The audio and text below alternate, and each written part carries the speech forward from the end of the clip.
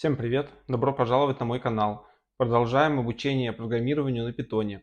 Сегодня поговорю о циклах. Что это такое, зачем они нужны и как их реализовать на питоне. Итак, начнем.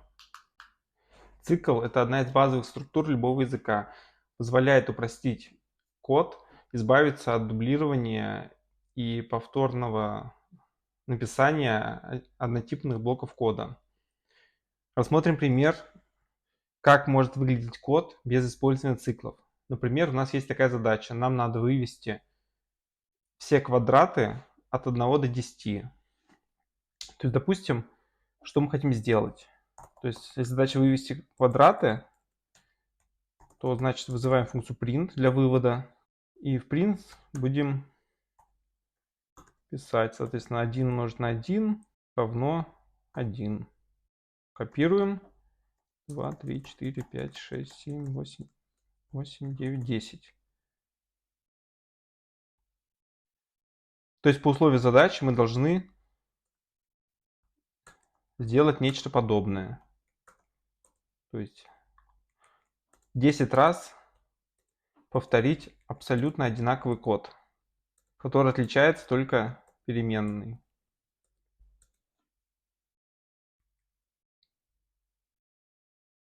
Так.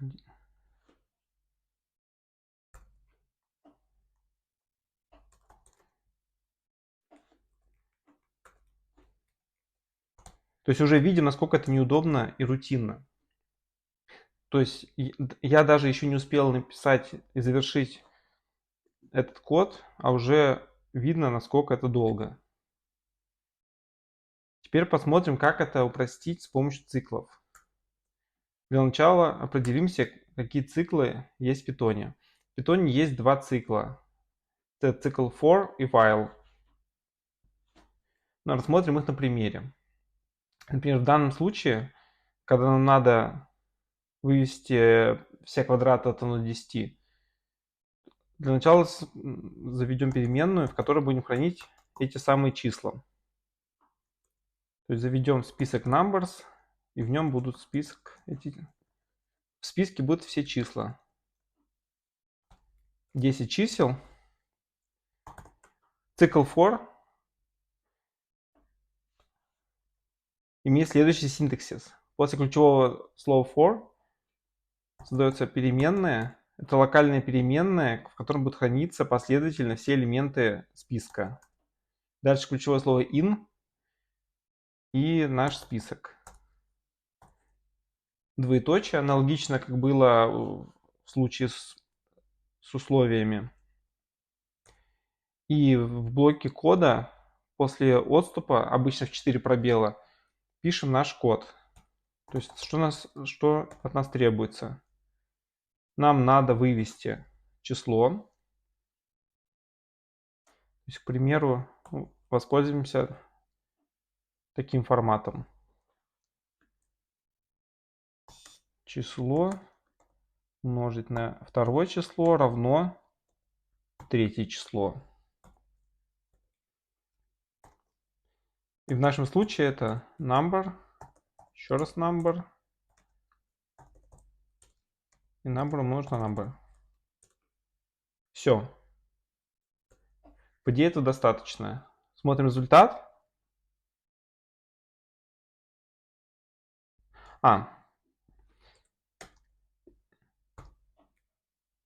Чтобы все сработало, надо использовать такой синтаксис. Такой способ задания строки в функцию print я рассматривал за прошлым видео. Все, мы получили результат, и это заняло у нас 3 строчки кода и гораздо меньше времени. Далее, как можно это упростить? Для начала, для упрощения формирования списков наподобие того, что у нас есть, то есть это числа, которые равномерно увеличиваются с одинаковым шагом, есть специальная функция range, то есть диапазон, у которого есть следующие параметры. Это начало, конец диапазона. Но стоит учесть, что в питоне конец диапазона не включается. То есть если мы хотим числа до 10, значит конец должен быть 11. И третий параметр это шаг. Он по умолчанию единица, поэтому в случае, если мы хотим увеличить на единицу, то его можно пропустить. То есть, по идее, если мы это снова выполним, результат будет тот же самый.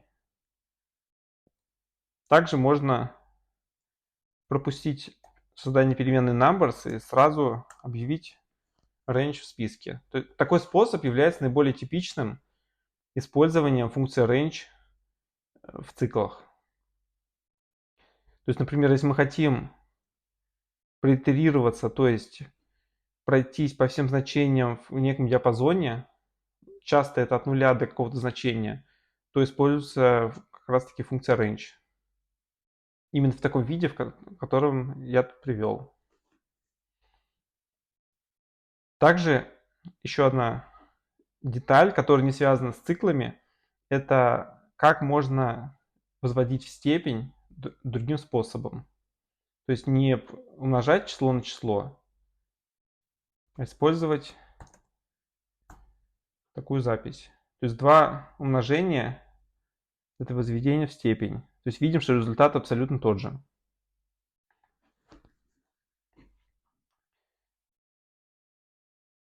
В цикле for можно итерироваться не только списки, но также и другие множества, а также строки. То есть в случае со строкой мы получим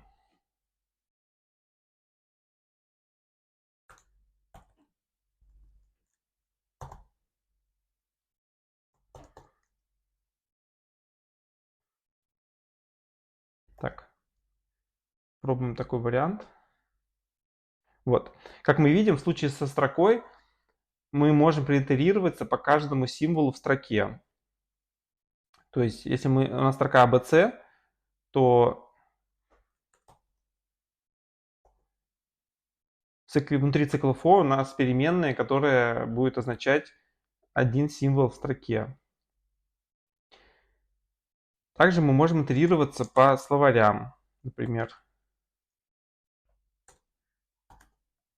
создадим некий словарь с такими значениями, то есть ключи А и Б, значения 1 и 2. В случае словаря в цикле for используются две переменных. Первая будет отвечать за ключ, вторая за...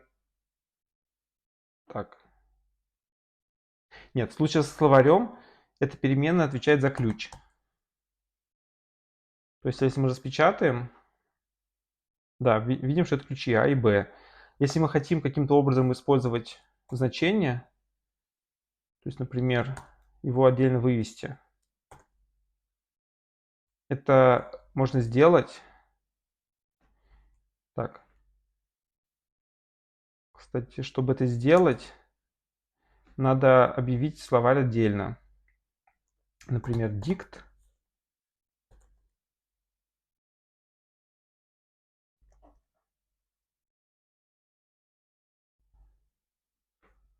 Так, лучше def, чтобы не использовать служебное слово.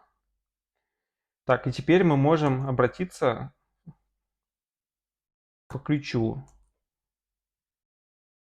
Выполняем, и все. И мы получаем ключ и значение, которое соответствует этому ключу. Второй вариант циклов в Python – это цикл while. У него смысл такой, что он выполняется, пока выполняется какое-то условие. То есть, например, допустим, у нас есть такая задача. То есть у меня есть некая позиция, где я нахожусь. Назовем это myPos. Допустим, равно нулю. И, допустим, дом имеет позицию 10. И в цикле будем проверять, пока моя позиция не равна дому, пишем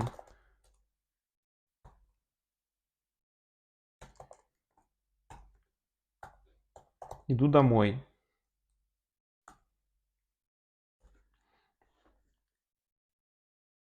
И позицию увеличим на единицу.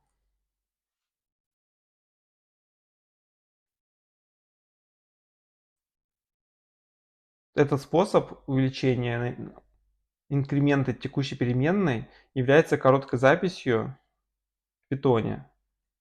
В некоторых языках программирования есть возможность увеличивать переменную на единицу с помощью такого синтаксиса, как 2 плюса. В питоне это недоступно, поэтому используем такой способ. Это полностью эквивалентно следующей записи. Вот такой. Поэтому лучше использовать ее.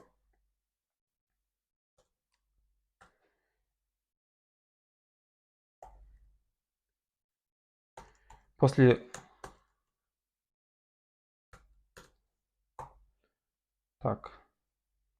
завершения цикла пишем следующую строку «Я дома». То есть получается, мы начинаем с позиции 0, идем к позиции 10. На каждом шаге будем увеличивать позицию на единицу. И в цикл while как раз таки на каждом шаге будет проверять, не равна ли наша позиция позиции дома.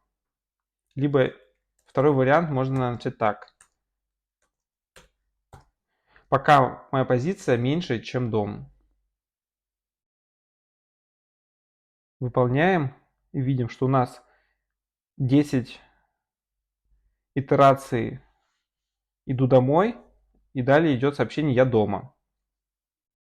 Следующий вариант цикла, который отдельно не реализован в питоне, но есть в различных языках. Например, в C и в других языках есть вариант цикла с так называемым постусловием. То есть синтаксис примерно такой. То есть тут что-то делаем.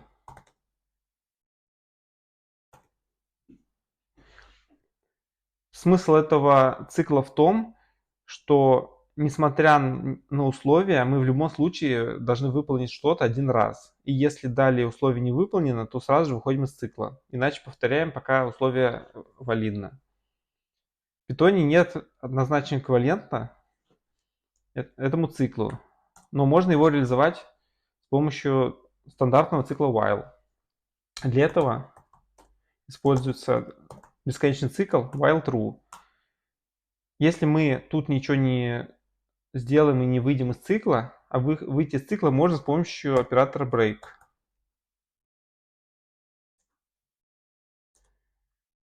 То есть пишем что-нибудь in loop. Выполняем. Выполнили один раз. Если отсюда уберем break, то видим, что цикл бесконечный. То есть можем только убить программу. Теперь, если мы хотим, чтобы условие внутри цикла выполнилось минимум один раз, а потом вышло, то есть несмотря ни на какое бы ни было условие, нам надо минимум один раз, чтобы оно было валидным. То есть тут внутри цикла мы проверяем некое условие if, допустим, true. Завершаем. Иначе выполняем далее. Теперь рассмотрим некий практический пример. Допустим, у нас есть некий тест, и мы хотим от пользователя получать ответ, пока он не ответил правильно. К примеру, есть назовем переменную answer, это ответ пользователя. Воспользуемся функцией input, то есть запросим у пользователя ввод. И спросим его, сколько будет, например, 2 умножить на 2.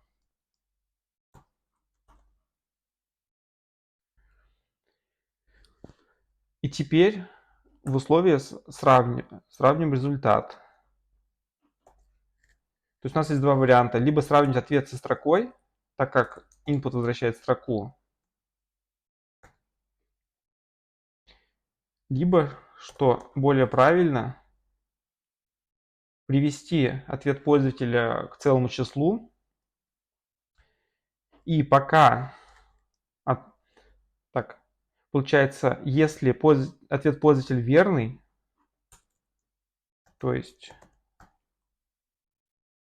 его ответ равен 2 умножить на 2, то завершаем цикл. Иначе пишем сообщение.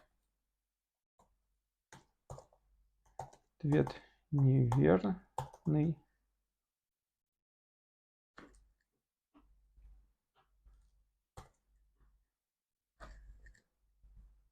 Так, пишем ответ неверный. Так, пробуй еще раз. Так, и в конце пишем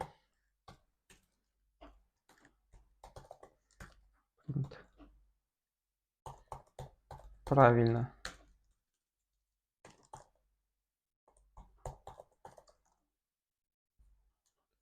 Так, и посмотрим, что у нас получится. То есть в этом цикле у нас мы имеем бесконечный цикл, который контролируется только условием внутри. На каждой итерации мы запрашиваем у пользователя ввести некое число, приводим его ввод, то есть строку в целое число, записываем в переменную answer и сравниваем эту переменную с числом 4. Если оно равно, прерываем цикл и пишем строку правильно. Иначе пишем ответ неверный, попробуй еще раз. Смотрим, что у нас получилось. То есть, например, введем 12. Неправильно. 5. Неправильно. 4. Написал правильно и завершил программу. Так. Последнее, что я хотел рассказать о циклах в Python, это особенность цикла for является в том, что в отличие от многих языков программирования, у цикла for в Python есть отдельная ветка в виде else, то есть аналогично условиям. То есть, например, мы выводим некие числа. То есть мы выведем все числа от 0 до 9. То есть, так как range, если туда перед один параметр, то это означает конец интервала, не включая этот самый конец. То есть данный код выведет от 0 до 9. Если мы тут напишем else и выведем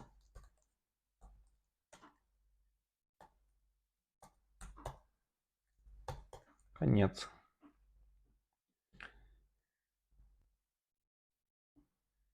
Так. Видим, что мы получили все числа до 9 и потом вывели конец. Ветка else выполняется только в том случае, если цикл for выполнился полностью и не был прерван. То есть, к примеру, если мы здесь напишем, что если и больше 5, то прерываем цикл. В данном случае цикл прервется и ветка else не выполнится. Так, как мы видим, мы получили числа от 0 до 6. То есть, как только мы дошли до и равно 6, условие и равно 5 и больше 5 не выполнилось. И, соответственно, мы попали внутрь условия и прервали цикл. Так как цикл прервался, соответственно, ветка с else не выполнилась.